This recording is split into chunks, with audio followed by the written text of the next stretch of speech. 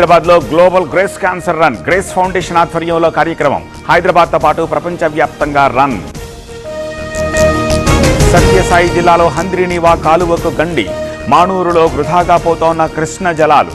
మరమ్మతులు చేపట్టిన అధికారులు. ఇవాళ బీజేపీ కేంద్ర ఎన్నికల కమిటీ సమావేశం. జూబ్లీహిల్స్ అభ్యర్థిని ఖరారు చేసే అవకాశం. దీపక్ రెడ్డి, కీర్తిరెడ్డిల మధ్య రేస్. చంద్రబాబుకి ప్రధాని మోదీ విషెస్.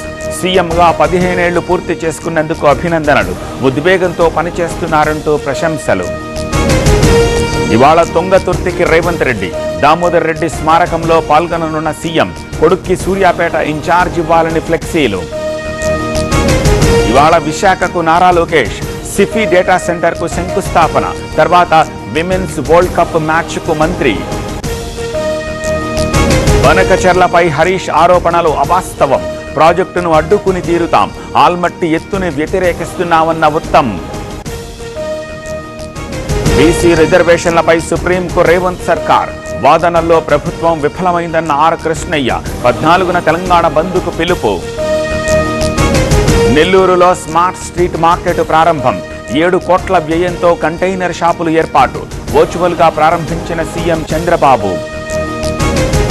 బొత్సపై ఎలాంటి కుట్రలు జరగలేదు. ప్రాణహాని ఉంటే సొంత పార్టీ నుంచే ఉండొచ్చు. వైసీపీకి పల్లా శ్రీనివాస్ మంత్రి కొండపల్లి కౌంటర్. తిరుమలలో కొనసాగుతున్న భక్తుల రద్దీ. శ్రీవారి సర్వదర్శనానికి 24 గంటల సమయం.